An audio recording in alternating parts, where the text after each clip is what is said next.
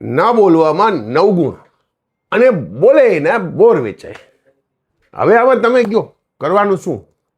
આવું જ કાંઈક હમણાં મારી સાથે થયું 10 મિનિટ પહેલાં, અને અત્યારે હું તમારી સાથે શેર કરવા માગું છું. મને એવું લાગે છે કે જરૂર ન હોય ત્યાં સુધી જમીન વેચવી જોઈએ નહીં. રિક્વાયરમેન્ટ ના હોય ત્યાર સુધી, તમારે બીજું કંઈ હોય ત્યાં સુધી. હમણાં મને એક ફોન આવ્યો કોઈ વ્યક્તિનો.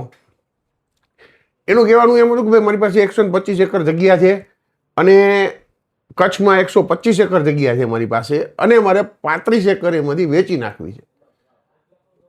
મેં કીધું કે ભાઈ જરૂર છે પૈસાની? તો કે ના, ઓમ કાંઈ જરૂર નથી, પણ થોડોક હાથ છૂટ રહીએ ને ઇન્વેસ્ટમેન્ટ કર્યું હોય રૂટીન આવતું રહીએ. જરૂર ન હોય તો ન વેચાય. હજી 10 વર્ષ પછી કે 5 વર્ષ પછી એનો ભાવ વધશે. ત્યાં મને યાદ આવ્યું મારા ટેવ પ્રમાણે. મેં કીધું તમારી ઉંમર કેટલી? મને કે 65 વર્ષ. તરત મારો વ્યૂ ફરી ગયો કે ભાઈ 65 વર્ષે અત્યારે જો જગ્યા નહીં વેચે, અત્યારે એ પૈસા નહીં આવે તો એ પૈસાનું પછી કરશું શું? કેમ કે તરત મને મારા એક મિત્ર યાદ આવ્યા જે છેલ્લા 24 વર્ષ થયા એની જગ્યા સાચવીને બેઠા, જે ક્રાઇસિસમાં નથી પણ છૂટમાંય નથી. આજે એ 67 વર્ષના થઈ ગયા, હજી કામ કરે છે, હજી દોડે છે. દીકરો એનો ફોરેન વયો ગયો, હવે એને એના પૈસાની જરૂર નથી.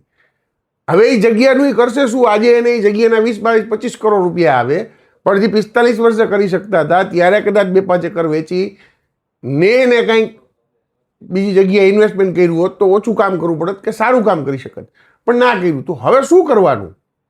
મને ખરેખર એવું લાગે છે કે એક જ સલાહ દરેક માટે ના હોય.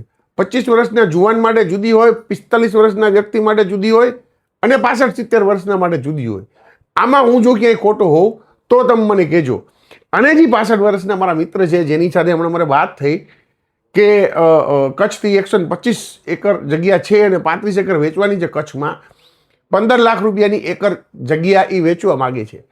તો એને શું કરવું જોઈએ? તમને શું લાગે છે કે હજી રાહ જોઈ અને હેરાન થવું જોઈએ, કે જેમ મેં કીધું એમ કે એ જગ્યા વેચી 2-3 કરોડનું ઇન્વેસ્ટમેન્ટ કરો ને કરોડથી જલસા કરો? તમે કોમેન્ટ કરજો. હું ખોટો તો નથી ને ભાઈ? Thank you.